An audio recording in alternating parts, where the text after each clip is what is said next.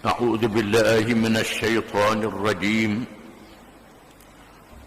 وإذ قال موسى لقومه إن الله يأمركم أن تذبحوا بقرة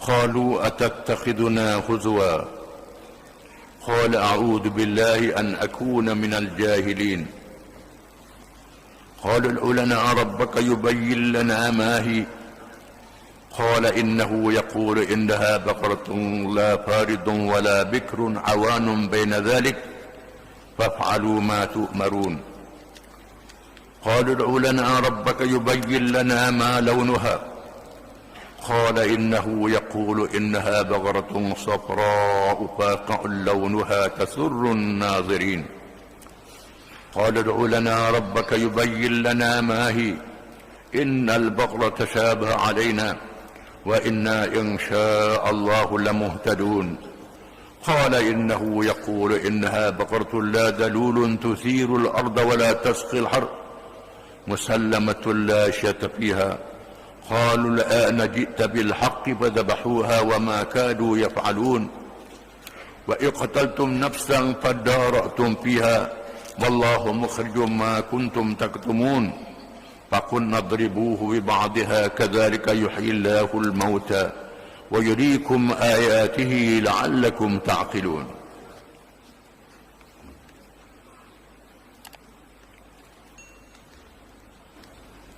Maksudnya, dan ingatlah ketika Nabi Musa berkata kepada kaumnya, sesungguhnya Allah menyuruh supaya kamu menyembelih seekor lembu betina.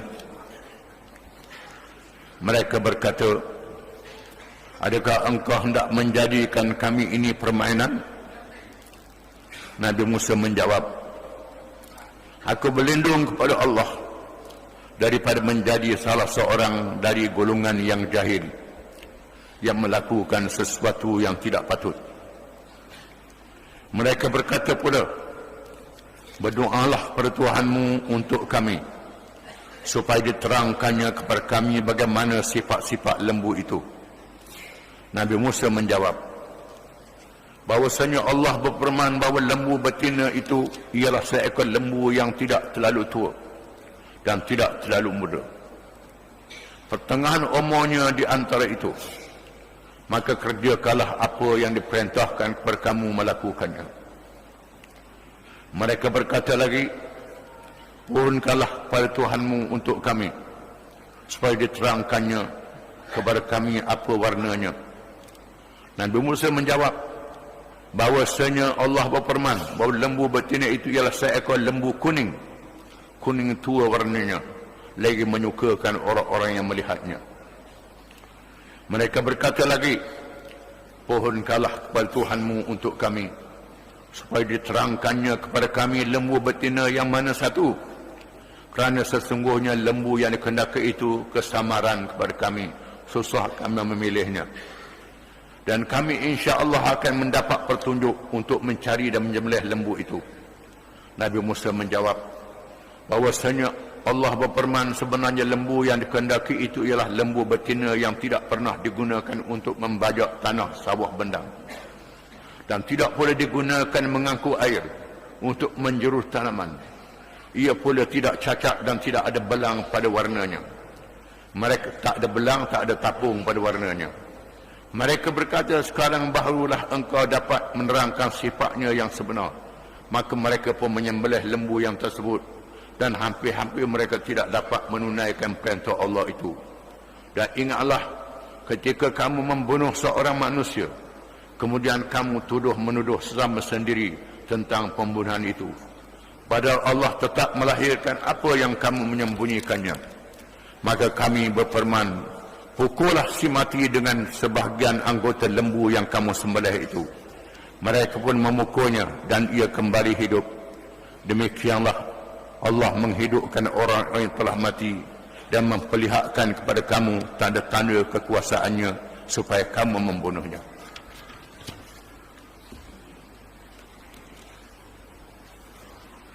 Ayat ini menyatakan kisah yang sangat menarik. Kisah lembu betina, Al-Baqarah. nama surah ini, Suratul Baqarah. Hanya berkisah ini yang disebut dalam kisahnya pendek beberapa ayat saja, tetapi ceritanya panjang. Apa yang menarik, Allah Ta'ala memulakan perintah menyembelih lembu kepada Bani Israel. Bani Israel mempertikakan perintah menyembelih lembu, lalu membanyakkan soal. Didahulukan perintah, dikemudiankan sebab berlakunya kisah. Patutnya cerita sebab dulu. Dikemudiankan wa id qataltum nafsan fadara'tum fiha wallahu mukhrijum ma kuntum taktumun faqulna idribuhu bi ba'dha kadzalika yuhyi Allahu al-mauta wa yuriikum ayatihi la'allakum ta'qilun. Dan ingatlah ketika kamu membunuh seorang, lalu kamu menyembunyikan untuk melepaskan diri daripada kes membunuh ini, Allah mendahkannya apa yang kamu sembunyikan. Lalu kamu suruh ambil beberapa anggota lembu itu, pukul pada mayat. Mayat itu akan hidup dan menceritakan, itulah Allah menghidupkan orang mati. So kamu berakal. Disebut cerita kemudian. Perintah dulu. Menunjukkan yang penting bagi seorang yang beriman bukan cerita. Yang penting perintah Allah. Cerita ni nak sedap dengar je. Kita suka sangat ke cerita ni, nak dengar cerita dulu. Allah Ta'ala mengajar kita pentingkan perintah Allah dulu. Jangan kira cerita. Nak tahu cerita dulu baru nak ikut. Nak tahu hikmat dulu baru nak ikut. Nak tahu tujuan dulu baru nak ikut. Nak tahu boleh pahala ke tak baru nak ikut. Ini perangai manusia yang sangat lemah imannya. Yang penting ialah beriman apa saja Allah Ta'ala perintah, walaupun tak tahu apa, walaupun tak faham apa. Ini perintah Allah, percaya. Macam Abu Bakar As-Siddiq radhiyallahu anhu, yang disebut As-Siddiq, orang yang benar-benar beriman, percaya membenarkan Nabi SAW. Bila Nabi kata Allah Ta'ala bawa dia ke langit, ke Baitul Maqdis, dalam masa satu malam, naik ke langit sampai langit ketujuh, Sidratul Muntaha, dalam masa satu malam saja. Perjalanan yang jarak jauhnya triliun tahun perjalanan cahaya. Bukan perjalanan suara.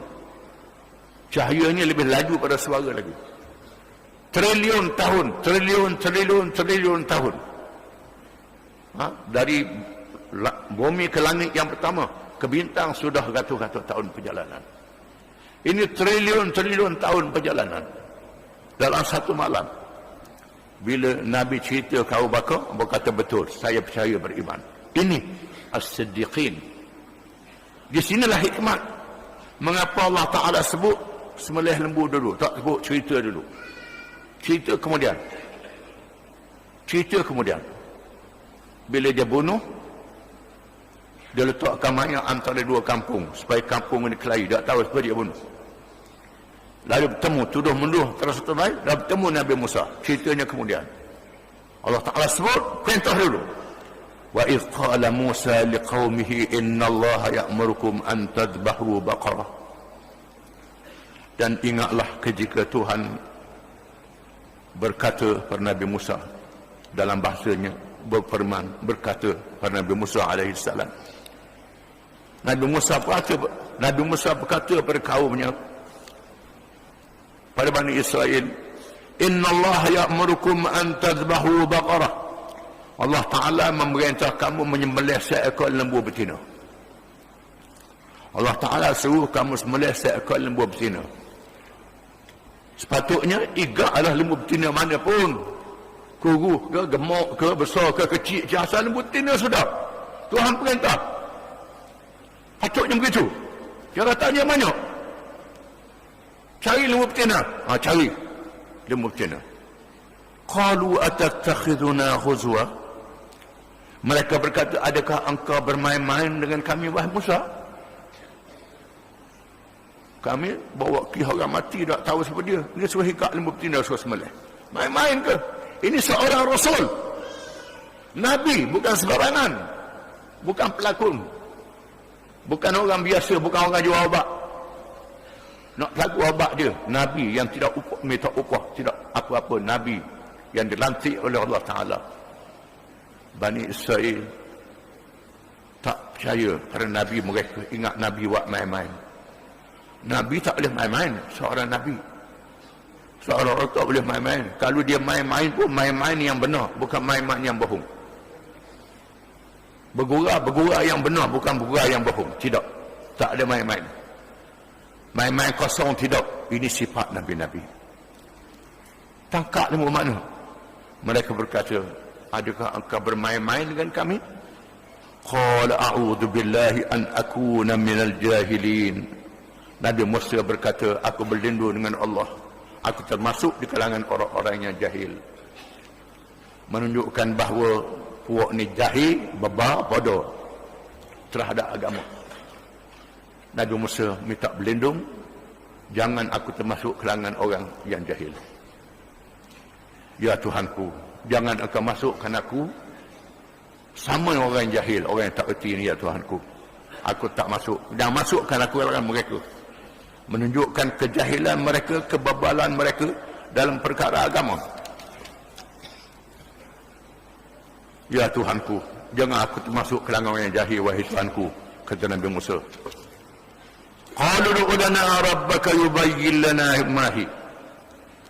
Mereka berkata, wahai Musa, berdoa pada Tuhanmu untuk kami. Macam Tuhan Nabi Musa seorang, bukan Tuhan dia. Ini perkataan biadab terhadap Allah Subhanahu wa taala. Qalu ud'u lana rabbaka yubayyin lana ma hi. Mereka berkata, wahai Musa, doa untuk kami. Doa pada Tuhanmu. Qalu ud'u lana rabbaka.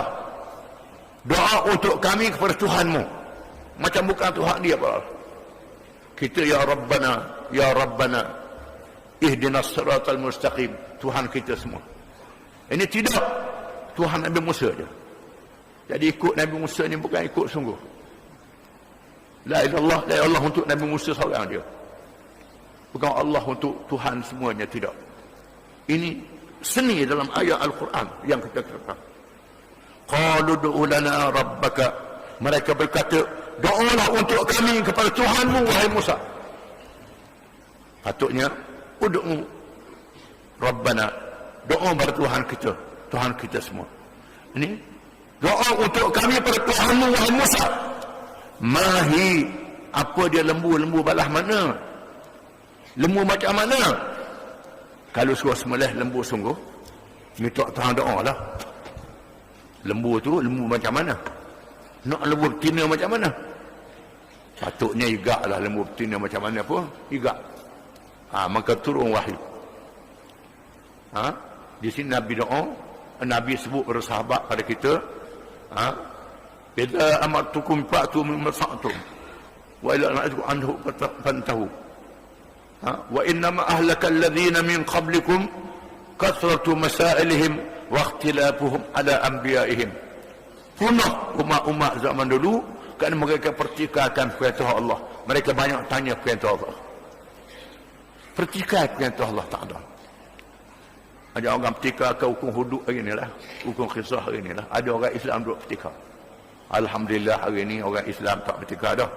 Cuma hak jenis Islam kelabu je. Orang kelabu asap duduk pertikaian. Orang Islam hari ni kebanyakannya sudah menerima Undang-Undang 35 sebagai contoh. Mereka terima. Hak nak tika macam mana ni, hak kelabu. Jangan jadi macam Bani Israel. Boleh sebut ini hukum syariat, ini hukum Islam, terima. Tak faham, terima juga. Ini adalah Islam, kita terima. Ini tak. Tak apa, orang minta penjelasan, kita beri penjelasan dah. Tapi jangan perangai, hukum Allah pun nak minta penjelasan. Macam Bani Israel, minta penjelasan. Lembu macam mana? Lembu betina banyak. Qala innahu yaqul innaha baqaratun la faridun wala bikrun awanun baina dhalik faf'alu ma tu'marun. Nabi Musa berkata, sesungguhnya Allah berfirman, Allah Ta'ala memerintah, lembu betina yang tengah antara yang tidak kecil dan tidak besar. Lembu dara yang sudah besar, yang sudah matang, yang tidak beranak. Mudah ke? Perangat lembu ni tengok matang, khabar lalu. Macam mana? Nak cari macam mana? Ini bukan mudah. Lembu yang sudah besar, yang sudah besar, yang tidak kecil dan tidak beranak lagi. Tak beranak lagi. Macam mana? Tidak bunting. Tidak bunting. Kalau bunting tak kecil, ada kecacatan. Lebih teruk pada nak rebang lagi ni. Lebih teruk pada nak rebang. Kalau rebang, lembu beranak dah, dia tak bunting, boleh rebang. Ini tidak. Tuhan hukumkan Bani Israel dengan hukuman yang keras bila mereka pertikaikan perintah Allah Ta'ala. La faridun wala bikrun, yang tidak kecil, yang tidak besar. Awanun, yang tidak beranak lagi, yang besar. Awanun baina dzalik fa'alu ma tu'marun. Buatlah apa yang perintah pada kamu, Tuhan kata. Fa'alu ma tu'marun. Buatlah apa yang perintah pada kamu, wahai Bani Israel. Buat fa'alu ma tu'marun. Qalu ud'u lana rabbaka yubayyin lana ma launuha. Mereka berkata, wahai Musa, doa untuk kami pada Tuhanmu. Tuhanmu, bukan Tuhan dia, Tuhan Nabi Musa salam. Yubayyin lana ma launuha. Terangkan apa warna dia. Tanya warna pula. Tanya warna pula. Qala innahu yaqul ila baqaratun safra wa faqa'u launuha tasurrun nazirin. Nabi Musa berkata, sesungguhnya Allah berkata, lembu betina yang kuning, terang-terang kuning. Kuning yang nyata, kuning yang jelas. Bukan sama-sama. Kuning yang jelas, yang mengembirakan siapa yang tengok. Siapa yang tengok, mengembirakan lembu ini. Suka bila tengok lembu ini. Qalu wa lana rabbaka yubayyin lana ma hi. Inna al-barra tashaba alaina wa inna insya'allah lamuhtadun. Mereka berkata, doalah untuk kami. Doalah untuk kami. Lembu itu macam mana pula? Keliru. Lembu betina ada banyak. Tanya lagi. Lembu kuning banyak. Dia dapat kuasa bunda. Banyak lembu kuning. Keliru lagi. Doa. InsyaAllah kami akan dapat petunjuk. Qala innahu yaqulu innaha baqaratun la dalulun tuthiru al-ardha wa la tasqi al-ard musallamatun la syata fiha. Qalu al-ana ji'ta bil haqqi fadhabahuha wa ma kadu yaf'alun. Mereka berkata, Nabi Musa berkata, Tuhan berfirman, lembu yang tidak digunakan untuk membajak tanaman, untuk menyerang tanaman. Di mana? Di negeri Arab, lembu ke unta ke, kalau di Mesir khubah, dia ubuh ni macam takya bulat di telaga, keliling laga tu, dia arak keliling. Dia ubuh dati jadi naik air wat nyiram. Ni tidak digunakan untuk menggali tanah, tak digunakan untuk siram. Qalu al-ana ji'ta bil haqq fadhabahuha wa ma kadu yaf'alun. Lalu mereka yang tidak diserang, la syata fiha, yang tidak ada tapung sedikit pun. Tak ada belang, tak ada tapung, tak ada warna lain. Kuning mereka. Tak ada warna lain. La syata fiha. Qalu al-ana ji'ta bil haqqi. Mereka berkata, sekarang maulah betul. Betul. Boleh nyakit. Fadhabahuha wa ma kadu yaf'alun. Lalu mereka menyembelih, hampir mereka tak dapat melakukannya. Berjumpalah lembu kepunyaan seorang anak yatim.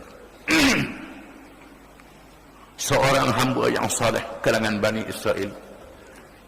Tinggal anak seorang. Ada anak seorang. Dia tak ada harta. Ada lembu, anak lembu seekor. Anak lembu.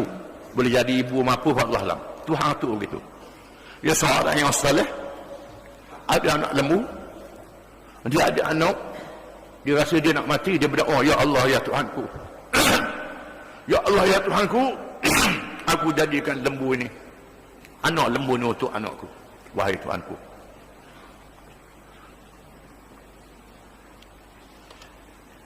Wahai Tuhan, kau kesuruh lembu ni untuk anak aku bila aku mati.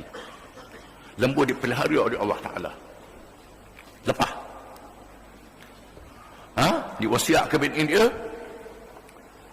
bila aku mati ada anak lembu seekor, beritahu ke anak ni. Ada lembu seekor, beritahu ke anak ni. Mati sungguh. Lembu tu lepas. Setelah anak ni besar, mak dia beritahu, ayahmu ada wasiat, adalah anak lembu seekor. Lepas lama dia berapa tahun, jatuh lembu ni besar. Budak ni seorang yang saleh, berdoa, ya Allah, ya Tuhanku, ayahku meninggalkan seekor lembu, seekor anak lembu. Mana lembu ni? Allah Ta'ala datangkan lembu tu pada budak ni, pada pemuda ni, pada budak ni. Tengok lembu, lembu pemari, nampak lembu dah besar, rupanya cantik, nak jadi sebab, warnanya kuning. Lalu Bani Israel pun tengok lembu ni molek, kepunyaan si anak yatim ni. Anak yatim dah perakak adalah. Lalu minta beli.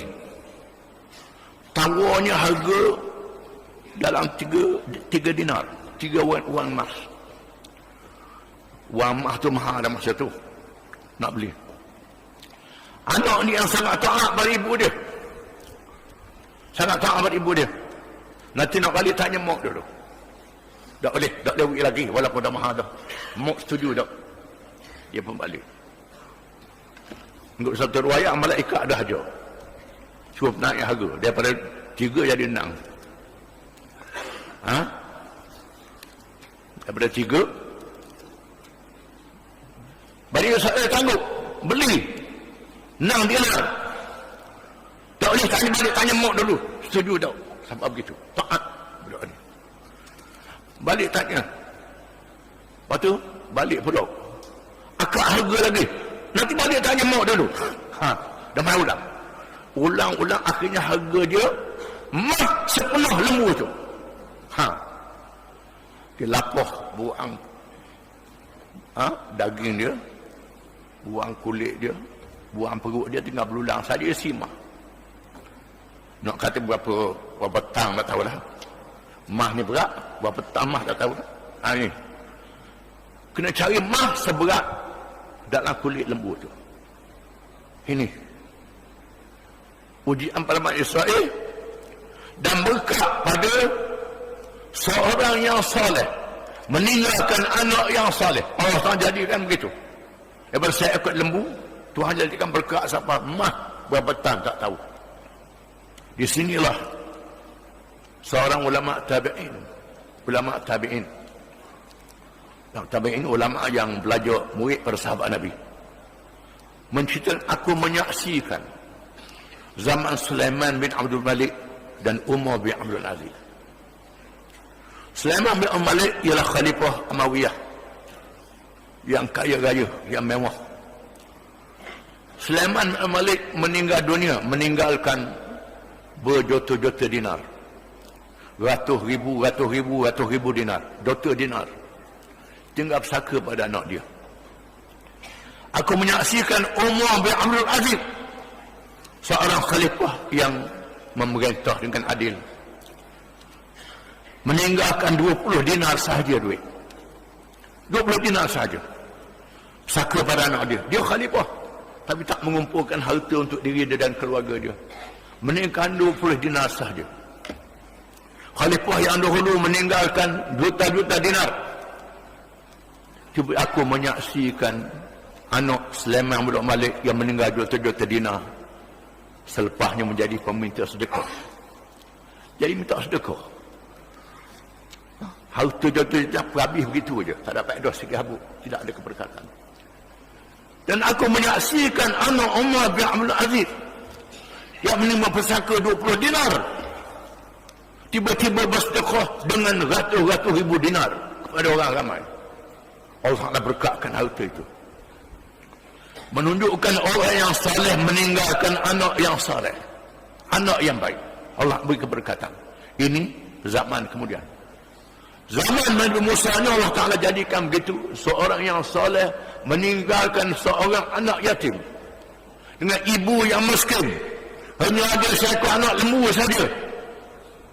Dengan kesabaran, dengan keberkatan, tiba-tiba dapat emas, penuh lembu seekor isi dalam bulan itu. Memang orang Yahudi dia kaya, dia boleh cari lama. Dia kaya orang Yahudi ni, sejak lama dulu kaya. Setelah dapat emas seberat itu beri pada anak yatim bayar, barulah jumpa lembu tu. Dan cerita bagaimana nak hidup tu kita baca kemudian. Wallahu a'lam.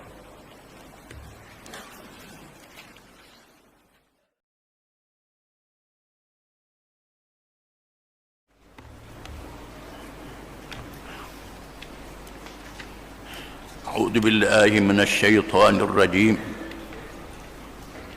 وَإِقْتَلْتُمْ نَفْسًا فَادَّارَأْتُمْ فِيهَا وَاللَّهُ مُخْرِجٌ مَا كُنْتُمْ تَكْتُمُونَ.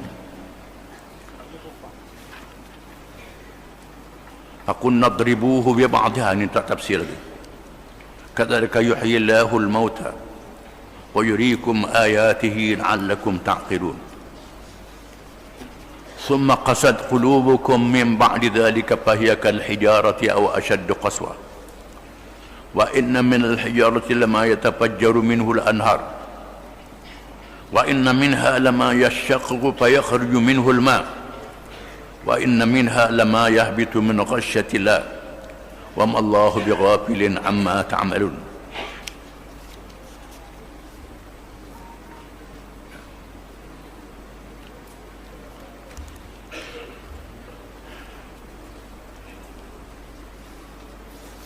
Dan ingatlah ketika kamu membunuh seorang manusia, kemudian kamu menuduh sesama sendiri tentang pembunuhan itu, padahal Allah tetap melahirkan apa yang kamu sembunyikan. Maka kami berfirman, pukullah si mati dengan sebahagian anggota lembu yang kamu sembelih itu. Mereka pun memukulnya dan ia kembali hidup. Demikianlah Allah menghidupkan orang-orang yang telah mati dan memperlihatkan kepada kamu tanda-tanda kekuasaannya supaya kamu memahaminya. Kemudian sesudah itu hati kamu menjadi keras juga seperti batu, bahkan lebih keras lagi. Padahal di antara batu-batu itu ada yang terpancar dan mengalir air sungai daripadanya, dan ada pula di antaranya yang pecah-pecah terbelah lalu keluarlah mata air daripadanya, dan ada juga di antaranya yang jatuh ke bawah kerana takut pada Allah, sedang Allah tidak sekali-kali lalai daripada apa yang kamu kerjakan. Ayat ini masih lagi mengesahkan kedegilan kaum Yahudi Bani Israel. Setelah disebut tentang perintah Allah, baru disebut sebab. Patut sebab dulu, sebab perintah tu dulu. Disebut perintah Allah dulu supaya sembelih lembu, baru sebut sebab. Untuk mengajar kita bahawa perintah Allah lebih penting pada sebab. Tanggungjawab kita orang Islam, bila Allah perintah kena ikut, jangan nak tahu sebab dia, jangan nak tahu hikmah dia, nak tahu faedah baru ikut. Ini perangai Yahudi. Kalau ada orang Islam dengar perintah Allah Ta'ala, hukum Allah Ta'ala, undang-undang Allah Ta'ala, hukum hudud, hukum kisah, sebut terang-terang, tak boleh percaya, nak tahu hikmah dulu baru percaya. Tak percaya. Ini perangai Yahudi, perangai Yahudi. Setelah kita baca minggu lepas, Allah Ta'ala perintah supaya sembelih seekor lembu betina. Tanya pula, lembu betina macam mana, warna apa, macam mana, warna apa. Akhirnya menyebab sangat suka, sehingga terpaksa cari lembu betina yang warna kuning keemasan. Semua kuning, tak ada warna lain langsung. Allah Ta'ala jadikan kaum yang tomok harta, kerana bangsa Yahudi ni bangsa yang tomok harta. Duk ke duit saja, dapat duit. Tak peduli betul, salah, halal, haram. Ini perangai Yahudi. Keduit saja. Allah Ta'ala uji mereka dengan harta. Terpaksa membeli seekor lembu. Kepunyaan seorang yang soleh, orang yang taat pada Allah Ta'ala, yang mewasiatkan pesaka seekor anak lembu yang kecil untuk anaknya yang yatim. Bila nak meninggal dunia, berdoa Allah, ya Allah, ya Tuhan aku tak ada harta melainkan anak lembu ni saja. Aku tinggal pada anakku. Suaminya soleh, isterinya salihah, anaknya seorang yang soleh. Allah Ta'ala beri keberkatan. Lembu yang dilepas tak ada siapa jaga, Allah Ta'ala yang jaga. Hidup bebas lepas. Sehingga lembu tu gemuk, jadi lembu ibu yang tak beranak, yang tak digunakan untuk membajak, untuk siram terik air. Lembu yang gemuk, yang sihat, yang segar, yang warnanya menakjubkan, dengan berkat doa seorang yang soleh, ya Allah itu aku tinggal pada anak aku, anak lembu. Keberkatan itu mendapat harta yang melimpah, sehingga dengan diajak oleh malaikat supaya letak harga lembu tu emas diisi dalam kulitnya setelah dibuang segala tulang, daging dan segala perutnya.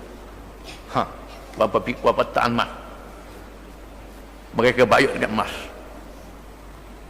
Setelah itu Allah Ta'ala cerita sebab berkata wa id qataltum nafsan fadara'tum fiha wallahu mukhrijum ma kuntum taktumun. Dan ingatlah wahai kaum Yahudi Bani Israel, bila kamu membunuh satu nyawa, lalu kamu mengelakkan diri daripada jenayah. Ceritanya seorang kaya kalangan Yahudi yang hartanya sangat banyak, tak ada anak untuk menerima pesakanya. Yang boleh terima pesaka anak saudara. Anak tak ada, maka bolehkan anak saudara lah. Hukum pesaka dia lebih kurang dengan kita juga. Bila tak ada anak, boleh kepada anak pada adik-beradik, anak saudara lelaki pula. Lama sangat pak dara ni mati, harta banyak, yang bunuh pak dara nak dapat harta dah. Kalau kamu harta dah lalu sampai bunuh pak dara, ni harta punya pasal sanggup bunuh. Dan ni buat dia juga pasal lagu tu. Nano ni bunuh pak dara waktu malam, mayat dia letak pada kampung yang lain, di pintu masuk kampung yang lain, letak kat tepi kampung lain, supaya orang tuduh orang kampung tu bunuh mereka kampung dia. Bangun pagi esok, harap tengok ada orang mati. Matinya orang kampung sebelah. Lalu orang kampung ni kata, kampungmu dah bunuh orang. Kampung ni kata, tak, kampungmu bunuh orang. Balah kampung dengan kampung, mengikut hukum qisas. Pembunuhan dibalas bunuh. Kalau tak tahu kena bayar diat. Masuk dalam syariat Bani Israel, bayar diat. Bayar diat dengan harta ganti rugi. Orang kampung ni kena bayar ganti rugi pada orang kampung tu. Orang kampung ni kata, tak pasal-pasal kami tak tahu, kami tak bunuh. Orang ni kata, kami tak tahu, kami tak bunuh. Balah dua kampung ni akhirnya bersetuju untuk bertemu Nabi Musa AS. Jumpa dengan Nabi lah Rasul, supaya Rasul ini beritahu kepada kita bagaimana nak selesaikan masalah. Lalu Allah Ta'ala wahyukan kepada Nabi Musa supaya cari lembu betina. Patutnya igaklah lembu betina. Hak kuruh pun tak apa, hak kuruh pun tak apa. Tuhan kata cari lembu betina seekor, carilah. Hak makan pirah ke, dia punya pirah apa pun, igaklah. Ni dok lembu macam mana soal banyak. Bila soal banyak, buat main ke Nabi-Nabi. Nabi ni bukan bergurau. Nabi menyampaikan perintah secara wahyu daripada Allah. Tak pernah sabar sikit bunuh suruh sembelih lembu apa benda ni. Kalau kes kedua kahwin, nak tak apa dah melih lembu. Ni kes bunuh, balas suruh melih lembu. Nak buat apa benda lembu ni? Ha, tak percaya. Ini ujian Allah Ta'ala nak menguji Bani Israel. Tak nak menguji Allah Ta'ala berkuasa menghidupkan yang sudah mati. Allah Ta'ala berkuasa nak menghidupkan yang sudah mati. Allah Ta'ala berkuasa nak menghidupkan orang mati. Allah Ta'ala boleh buat Nabi Musa doa hidup selalu. Nanti kata Nabi Musa sihir pula. Dia kata sihir pula. Musa ni buat sihir pula. Allah Ta'ala jadikan hukum. Cari lembu, sembelih lembu, bayar dengan emas yang begitu banyaknya, sama penuh kulit lembu tu, soal dia sembelih, lalu dia ambil satu juzuk. Ada kau kata lidah, kata hati, jantung, macam-macam. Quran tak sebut. Satu bahagian lembu itu dia ambil satu juzuk, satu anggota daripadanya. Faqun nadribuhu bi ba'dihha. Lalu kami kata pukulkan sebahagian yang diambil lembu itu pada mayat itu. Kadzalika yuhyillahu al-mauta. Begitu Allah Ta'ala menghidupkan orang mati. Allah menghidupkan orang mati dengan kekuasaannya. Menandakan Allah Ta'ala yang melakukan hari kiamat. Wahai kaum Yahudi, wahai orang Islam, orang Kristian, semua manusia, Allah Ta'ala menghidupkan orang mati pada hari kiamat, bila berlakunya kiamat. Ini tujuannya supaya percaya dengan hari kiamat. Kisah ni diketahui oleh orang-orang Yahudi, disebut dalam kitab-kitab mereka, dikisahkan di nabi-nabi mereka. Nabi kita Muhammad SAW berhijrah ke Madinah. Orang Yahudi ramai di situ, tunggu kelahiran Nabi akhir zaman. Nabi Muhammad pula dilahirkan di Mekah, tempat tak ada sekolah, tak ada orang pergi, tak ada tempat belajar di Mekah ni, tak ada ahli kitab. Dari mana Muhammad dapat cerita ini semua? Surah itu daripada Allah SWT, daripada Allah, supaya mereka tahu Muhammad ni adalah Rasulullah, Nabi sungguh, Rasul sungguh, bukan sembarangan. Aku nadribuhu bi ba'dihha, pukulkan dengan lidah, dengan apa anggota dia ambil itu pada mayat itu. Mayat itu pikah bangun. Pikah bangun. Musa tanya, siapa dia bunuhmu? Anak dara saya bunuh. Ha, kabur lalu. Ha, bunuh. Mati lalu.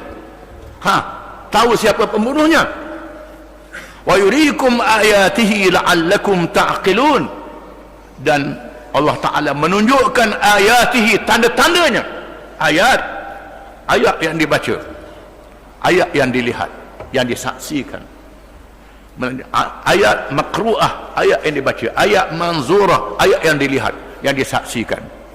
La'allakum ta'qilun, supaya kamu menggunakan akal untuk berfikir dengan sedar dan insaf, supaya kamu faham, wahai kaum Bani Israel. Summa qasat qulubukum min ba'dalika fahiya kal-hijarati aw ashaddu qaswah. Kemudian hati kamu menjadi keras pula, wahai Bani Israel.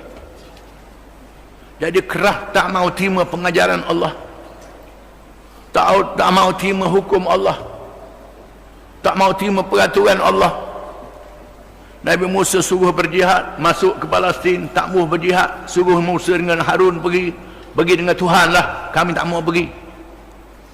Allah Ta'ala sudah tolong mereka secara mukjizat. Kerah hati mereka, turun kitab Taurat, tak pakai hukum, dia baca saja. Baca saja dia hukum, tak pakai. Pindah pula hukum hudud, hukum kisah, pindah hukum lain. Perangai Yahudi. Kalau ada hak kita, perangai gitulah juga ni. Ini perangai Yahudi, ikut perangai Yahudi. Pindah hukum Allah. Ini lebih kerah pada batu lagi.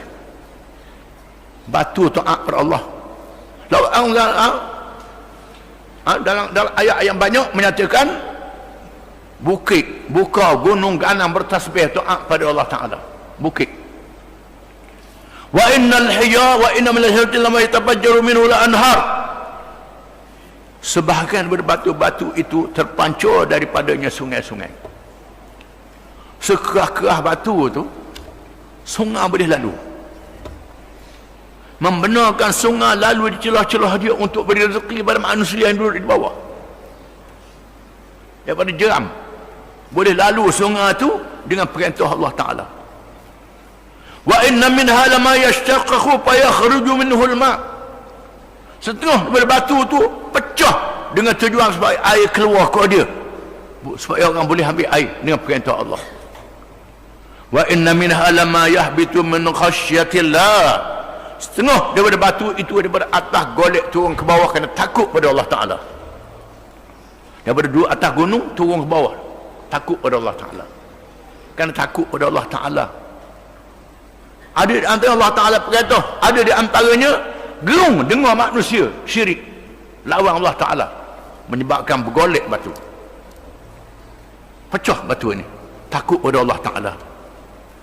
Tetapi setengah manusia kerah pada batu. Dalilnya mudah je.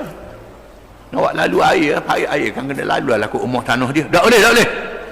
Tanah aku tak boleh. Tak benar lalu pakai air ke tanah dia untuk beri orang belakang rumah ni. Ni. Apa ni? Ni perangai lebih pada batu dia. Nak lalu elektrik, nak masuk elektrik orang belakang, tak boleh lalu tanah aku. Ni ya ni. Ni. Allah Ta'ala kata, sekerah-kerah batu membenarkan air lalu, membenarkan binatang lalu, membenarkan laluan, membenarkan akar-akar kayu masuk di celah dia, pohon riang boleh tumbuh. Kalau batu kata, tak boleh riang, tak boleh lalu ke aku. Mapuh pohon riang. Mapuh pohon riang. Tidak. Akar-akar boleh lalu ke celah-celah dia kerana takut pada Allah Ta'ala. Ni manusia, sama-sama dia boleh kelahi, boleh balah. Tak ada timbang rasa langsung. Nak lalu pakai air pun tak boleh, nak lalu elektrik pun boleh, nak buat jalan pun tak boleh. Mengikut hukum Islam, kalau kepentingan awam, kepentingan orang ramai terpaksa ambil tanah, maka ambil tanah ini. Kepentingan ini mengikut syarak. Boleh ambil tanah kita awam, boleh ambil tanah itu, dibayar ganti rugi, ganti hak lain pula. Itu peraturan yang Quran sebut. Setengah daripada manusia tak benar sekali-kali. Kerana apa? Lebih kerah pada batu. Wa mallahu bighafilin amma ta'malun. Dan Allah Ta'ala tidak lalai sekali-kali apa yang kamu kerja, wahai manusia. Apa yang kamu buat Allah Ta'ala tahu belaka. Allah Ta'ala tidak lalai sekali-kali. Wallahu a'lam.